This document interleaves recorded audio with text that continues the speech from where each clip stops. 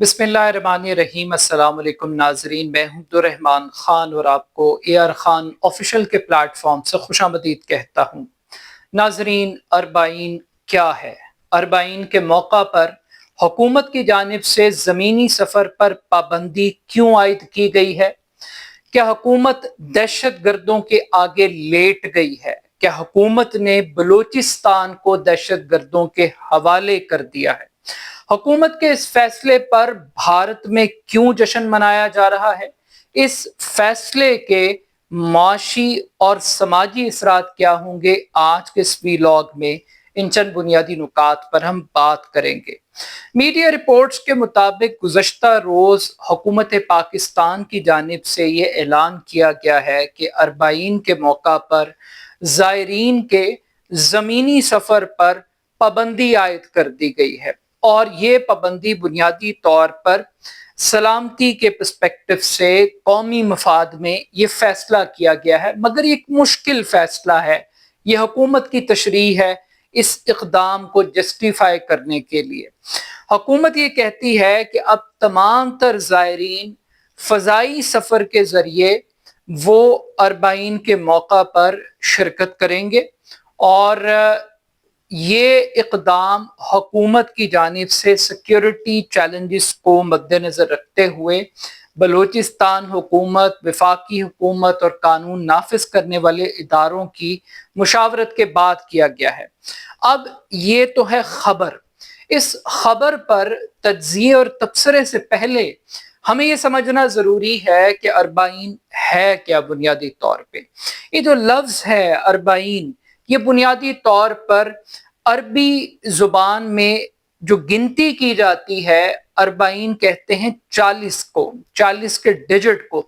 और इसका जो मफहूम है वो बुनियादी तौर पर जब कोई शख्स फौत हो जाता है तो 39 डेज के बाद जो 40वां दिन आता है उस दिन को अरबाइन कहा जाता है, या कुछ लोग इसको चेहलम के तौर पर भी इस लफ्ज़ को इस्तेमाल करते हैं।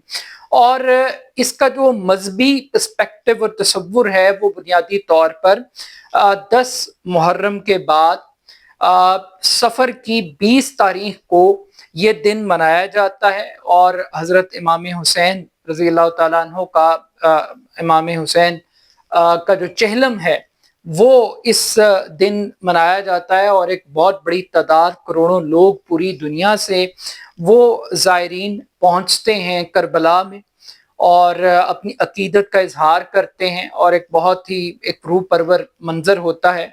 तो ये बुनियादी तौर पर अरबाइन का एक तसव्वुर है। इस तसव्वुर को थोड़ा सा फर्दर एक्सप्लेन करने के लिए होता कुछ यूं है कि नजफ से करबला की तरफ लोग पैदल वॉक करते हैं और ये 80 किलोमीटर का रास्ता है। इस 80 किलोमीटर के रास्ते पर जो इराकी शहरी हैं वो ज़ायरीन की बहुत खिदमत करते हैं, उन्हें वेलकम करते हैं, उनके लिए खाना, उनके आराम का बंदोबस्त, उनको दुनिया जहान की तमाम तर नेमतें, तमाम तर चीज़ें उनके लिए निछावर की जाती हैं और लोग पैदल वॉक करते हैं। और ये जो वॉक है बाज़ औक़ात कुछ लोग 2 दिन में कर लेते हैं, कुछ 3 दिन में कर लेते हैं, लेकिन बड़े प्रोटोकॉल के साथ लोग सबीलें लगाते हैं। फ्री फूड, दुनिया का बेहतरीन फूड वहाँ पर दस्तयाब होता है। तो ये बड़ी अकीदत के साथ ये काम होता है। अब पाकिस्तान से लाखों की तादाद में लोग इस इवेंट का हिस्सा बनते हैं और इनमें एक बड़ी तादाद वो बाय रोड सफ़र करती है। अब बाय रोड सफ़र करने की एक बड़ी वजह ऑब्वियसली एक तो बड़ा ताल्लुक इस बात का फाइनेंस के साथ जुड़ा हुआ है कि लोगों की जो बाइंग पावर है वो बड़ी महदूद और लिमिटेड होती है। लोग सालों इस सफ़र के लिए पैसे इकट्ठे करते हैं और फिर वो इस सफ़र के लिए निकलते हैं।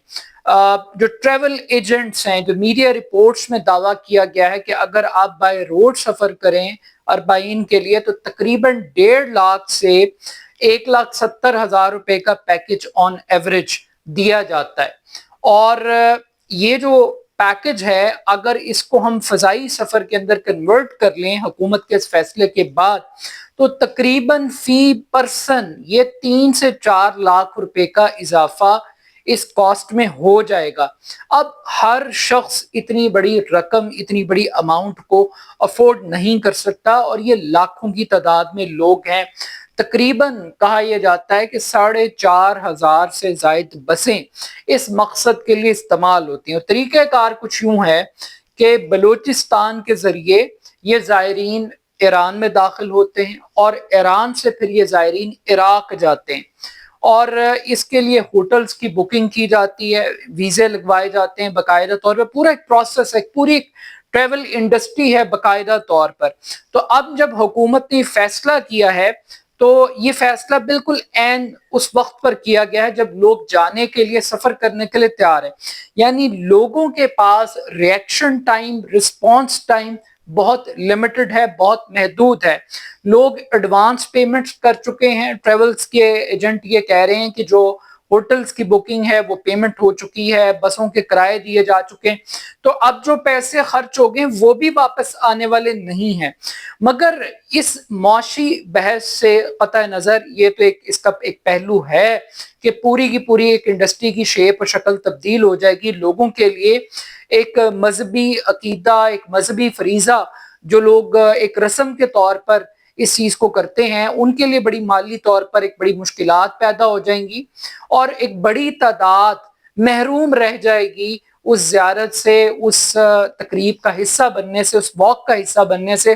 تو یہ لوگوں کے مذہبی جذبات کو بھی بہت زیادہ نقصان پہنچا ہے، اور ایک ایسے وقت میں یہ فیصلہ ہوا ہے جب پاکستان میں وزیر داخلہ کی کرسی پر ایک ایسا شخص موجود ہے جس کا اس خاص سیکٹ کے ساتھ، اس خاص فرقے کے ساتھ تعلق ہے، یعنی محسن نقوی صاحب کی میں بات کر رہا ہوں۔ تو محسن نقوی صاحب جیسے بندے کے ہوتے ہوئے اس قسم کا فیصلہ ہوا ہے۔ اب ہم اس فیصلے کے جو لا اینڈ آرڈر کی سچویشن ہے اس کو مد نظر رکھتے ہوئے اس کا ایک کریٹیکل انالیسس کر لیتے ہیں۔ حکومت کی جانب سے بنیادی طور پر یہ فیصلہ اس بات کی سب سے بڑی دلیل ہے کہ حکومت بلوچستان کے اندر پاکستانی شہریوں کو تحفظ فراہم کرنے میں مکمل طور پر ناکام ہوگی۔ یہ پریکٹیکل سٹیپ ہے کہ حکومت نے بلوچستان کو دہشت گردوں کے حوالے کر دیا، یعنی حکومت کو اس بات کا یقین ہے کہ وہ ان شہریوں کو دہشت گردوں سے نہیں بچا سکتی۔ اب یہ وہ حکومت ہے جو کل تک یہ کہہ رہے تھے کہ یہ جو دہشت گرد ہیں یہ ایک ایس ایچ او کی مار ہیں، اور یہ پاکستان کے سپاہ سالار تھے جو بڑے جذباتی انداز کے اندر ہمیں بتایا کرتے تھے کہ یہ چند لوگ، چند سو مٹھی بھر عناصر یہ ہمیں بلیک میل کریں گے، یہ پاکستان توڑ لیں گے۔ تو پریکٹیکلی آج پاکستانیوں کے لیے بلوچستان ایک نو گو ایریا بن گیا ہے۔ ریاست کی رٹ مکمل طور پہ ختم ہو چکی ہے، ریاست نے دہشت گردوں کے آگے گھٹنے ٹیک دیے ہیں۔ بجائے اس کے کہ آپ دہشت گردوں کا مقابلہ کریں، آپ قانون کی رٹ کو اسٹیبلش کریں، آپ لوگوں کو تحفظ فراہم کریں، آپ یہ کہہ رہے ہیں کہ آپ بلوچستان جائے ہی نہ، آپ روڈ سے سفر ہی نہ کریں۔ ابھی پچھلے حالیہ کچھ سالوں کے اندر ہم نے دیکھا ہے کہ جو بلوچستان میں روڈ ٹیررزم کا پیٹرن ہے وہ بہت خطرناک ہے، یعنی ناکے لگا کے لوگوں کو بسوں سے نکال کے ان کا شناختی کارڈ دیکھ کر، ان کی صوبائیت کو دیکھ کر، ان کی مذہبی شناخت کو دیکھ کر ان کو قتل کر دیا جاتا ہے۔ کبھی ہزارہ کے لوگوں کے ساتھ یہ واقعات ہوتے ہیں، کبھی پنجاب کے شہریوں کے ساتھ جو بیچارے مزدوری کے لیے وہاں پہ گئے ہیں ان کے ساتھ یہ واقعات ہوتے ہیں۔ مگر یہ اس بات کی دلیل ہے کہ حکومت کا کوئی سیکیورٹی پلان نہیں ہے، حکومت کی کوئی تیاری نہیں ہے، حکومت اس قابل نہیں رہی بلوچستان کے اندر کہ وہ دہشت گردوں کا مقابلہ کر سکے۔ یہ وہ ملک ہے جو نیوکلیئر ریاست ہے، جو بھارت کو للکار رہا ہے، جو بھارت کی پراکسیز کا مقابلہ کرنے کے دعوے کر رہا ہے، مگر اس کے پریکٹیکل سٹیپس اتنے بزدلانہ ہیں، یعنی کہ آج یہ دہشت گردوں کے لیے اور بھارت کے لیے ایک بہت بڑی وکٹری کا دن ہے۔ بھارت میں ایک سیلیبریشن موڈ ہے کہ ہم نے بلوچستان کو جو آزاد کروانے کا ہمارا ایک نیریٹو تھا، ایک آزاد بلوچستان، وہ آج ہم نے حاصل کر لیا ہے کہ آج پاکستان کی فوج، پاکستان کی حکومت وہ اس قابل نہیں رہی کہ وہ اپنے بارڈر کو سیکیور کر سکے۔ وہ چند ہزار شہریوں یا چند لاکھ لوگوں کو کانوائز کی صورت کے اندر بھی بلوچستان میں اب لے جانے کی سکت و طاقت نہیں رکھتی. تو یہ وہ بلوچستان ہے جہاں پہ بھی پاکستان کی فوج ٹرمپ کے ترلے لے رہی ہے کہ آپ آئیں اور ہم یہاں سے مل کر معدنیات نکالتے ہیں. یہ وہ بلوچستان ہے جہاں سی پیک بن رہا ہے. یہ وہ بلوچستان ہے جہاں پہ گوادر موجود ہے, جہاں پہ پاکستان کی شارک کی بات کی جاتی ہے, اور اس پاکستان کی شارک کے اوپر اب پاکستان کے لوگوں کا اس سرزمین پر قدم رکھنا وہ شجر ممنوعہ ہے, وہ بین ہے, وہاں سے وہ اب جا نہیں سکتے. تو یہ ایک بہت بڑی افسوس کا مقام ہے کہ ریاست دہشت گردوں کے آگے جھک گئی ہے اور ریاستی مشینری جو ہے وہ بالکل بے بس ہے. اب جو کرنا ہے وہ دہشت گردوں نے کرنا ہے, حکومت نے کچھ نہیں کرنا.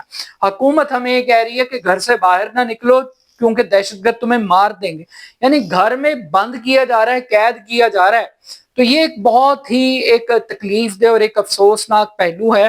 ہم اس کی سیکٹیرین بحث کے اندر ہم نہیں جائیں گے, ہم اس کے کوئی مذہبی ایلیمنٹس کے اوپر بھی بات نہیں کریں گے. میں نے صرف آپ کو, وہ لوگ جو میری طرح نہیں جانتے تھے کہ یہ ایکچول کے اندر یہ سفر ہے کیا, کیوں کیا جاتا ہے, اس کا پرپس کیا ہے, اور لوگوں کے لیے اس کے اندر انسیت کیا ہے, اور لوگ کیوں جاتے ہیں, تو یہ پہلو صرف میں نے آپ کے سامنے رکھا.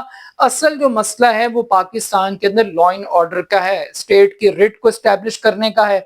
ہر دور کے اندر بلوچستان میں ملٹری آپریشن کیا گیا ہے. ہر دور کے اندر یہ آغاز حقوق بلوچستان کے نام پر پیکیجز دیے گئے ہیں, مگر حق دو گوادر تحریک چل رہی ہے. ابھی ایک اور جلوس, ایک ریلی ملتان تک پہنچ گئی, اور وہ کل پرسوں میں لاہور کے اندر بھی ہوگی. وہ حق دو گوادر تحریک اور مولانا ہدایت الرحمان وغیرہ وہ لوگ اپنی کیمپین چلا رہے ہیں. تو یہ بلوچستان کی حالت ہے کہ دہشت گرد چاہتے ہیں کہ بلوچستان میں بدامنی ہو, بلوچستان کے اندر ریاست کی رٹ نہ ہو, اور ریاست خود آج بلوچستان کو اپنے ان اقدامات کے ذریعے بلوچستان کو دہشت گردوں کے حوالے ایک پلیٹ میں رکھ کر رہی ہے. تو ایک تو یہ بہت بڑی ڈیفیٹ ہے, اور بھارت چونکہ وہ پہلے ہی کہتا ہے کہ جناب بلوچستان تو آزاد ہو گئے, بلوچستان میں تو حکومت کی ریٹ ہی نہیں ہوگی, بلوچستان تو پاکستان کا حصہ ہی نہیں ہے, وہ ایک انڈیپینڈنٹ بلوچستان کی بات کرتے ہیں. تو جب حکومت خود اس قسم کے اقدامات کرتی ہے تو دشمن کے نیریٹو کو تقویت ملتی ہے, اس کا حوصلہ بلند ہوتا ہے. اب یہ حالات ایک طرف بلوچستان کے ہیں, اب ذرا دوسری طرف آ جائیں, ذرا کے پی کے کی بھی صورتحال آپ چیک کر لیں کہ ابھی وہاں پر جرگے ہو رہے ہیں. پچھلے 2 دن کے اندر 2 بچیوں کی ہلاکت ہوئی ہے, اور ماٹر گولا آ کے گھر پر گرا, اور وادی تیرا میں اور ایک بچی کی شہادت ہوئی, اور اس کے اوپر لوگوں نے احتجاج کیا, اور وہ قانون نافذ کرنے والے اداروں کے ہیڈ کوارٹرز کے باہر چلے گئے. وہاں پر ان کے اوپر سرے عام گولیاں چل گئی, اور 5 افراد مزید شہید ہو گئے, 17 افراد زخمی ہو گئے. اور یہ گولی کس نے چلائی اور کیوں چلائی؟ حکومت یہ کہہ رہی ہے کہ یہ بیسیکلی فتنہ الہندوستان جو ہے یہ انہوں نے چلائی ہے گولی, اور جو صوبائی حکومت ہے وہ مرنے والوں کو 1 کروڑ کے پیکج دے رہی ہے.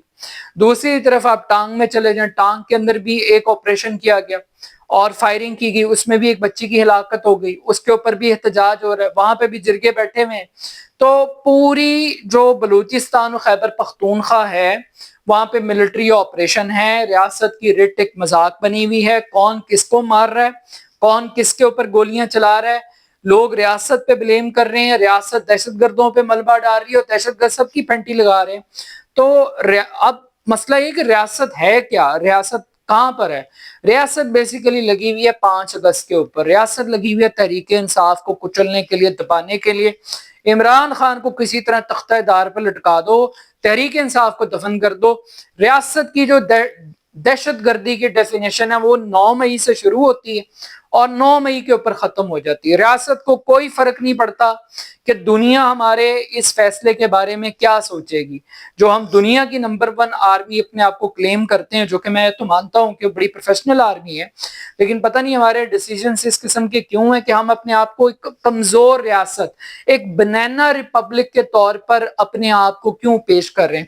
Still at the end of the day, but ایک اور پہلو, ایک لاسٹ ایک پوائنٹ ہے, اس کو بھی ہمیں ضرور سوچنا چاہیے جو کہ اس پورے ڈسکشن میں نہیں ہے. مذہبی امور کے وزیر نے چند دن پہلے ایک بریفنگ کے دوران بتایا کہ 40,000 پاکستانی جو زیارت کی خاطر ایران اور عراق گئے اور غائب ہو گئے. یہ 40,000 لوگ کہاں گئے, کدھر گئے, کس طرح گئے, کدھر بھاگ گئے, اس کا بھی کوئی ریکارڈ نہیں ہے. تو پاکستانی بھی یہ جو مذہبی زیارتیں ہیں یا جو رسومات ہیں اس دوران یہ جو غیر قانونی طور پہ ادھر ادھر بھاگتے ہیں, یہ بھی ایک بہت بڑا مسئلہ ہے. بٹ سٹل امیر لوگوں کو تو فرق نہیں پڑے گا, وہ تو بڑے آرام سے جہازوں میں بیٹھ کے چلے جائیں گے. لیکن پرابلم آئے گی جو عام عقیدت مند ہے, جو عام زائر ہے, جو ایک ایک پائی جوڑ کے اس سفر کے لیے اپنے آپ کو تیار کرتا ہے, اس کے لیے ایک بہت بری خبر ہے. خوشی ہے, سیلیبریشن ہے بھارت کے لیے, دہشت گردوں کے لیے, کہ ان کا ایجنڈا کوئی اور پورا نہیں کر رہا بلکہ پاکستان کی حکومت کے فیصلے کر رہی ہے. حکومت یہ بتا رہی ہے کہ ہم دہشت گردوں سے لڑ نہیں سکتے, ہم دہشت گردوں کو ہرا نہیں سکتے, ہم دہشت گردوں کو مار نہیں سکتے, ہم دہشت گردوں کی جو رٹ ہے, جو ریاست دہشت گردوں نے قائم کی ہے, ہم اس کا احترام کرتے ہیں اور ہم ان کی ٹیریٹری کے اندر داخل نہیں ہو سکتے. تو یہ جو بلوچستان کو نو گو ایریا بنایا ہے یہ ریاست نے, یہ بہت بڑی بدقسمتی ہے. یہ وکٹری صرف دہشت گردوں کی, اور یہ قومی سلامتی کے نام پہ جو مذاق اس ملک کے ساتھ ہو رہا ہے یہ بہت ہی افسوسناک ہے. اس کے معاشی بھی اثرات بہت برے ہیں, سماجی بھی, مذہبی بھی, اور قانونی اور اخلاقی طور پر بھی ایک بڑا ایک منفی پیغام پاکستان کے اندر دیا گیا. اور ایک آخری خبر دیتا چلوں, امریکی تھنک ٹینک بلوچستان سٹڈیز کے نام سے پروجیکٹ شروع کر رہے ہیں, اور یہ وہ تھنک ٹینک ہے جو اسرائیل کے لیے کام کرتے ہیں. تو اب اسرائیل کے لیے امریکہ کے اندر پلاننگ ہو رہی ہے بلوچستان کو لے کر, وہ بلوچستان جس کے لیے عام پاکستانی کے لیے تو راستے اور دروازے اب بند ہیں, نہ وہ سفر کر سکتا ہے, نہ وہ جا سکتا ہے, نہ اس کو امان ہے. لیکن اب امریکی تھنک ٹینک بلوچستان میں انہوں نے کیا کرنا ہے, ان کے لیے تمام کوریڈورز اوپن ہیں, انہیں کوئی نہیں روک سکے گا. تو اپنا فیڈ بیک مجھے ضرور دیجیے گا, میرے YouTube channel AR Khan official کو ضرور سبسکرائب کیجیے گا. بہت شکریہ, اللہ حافظ.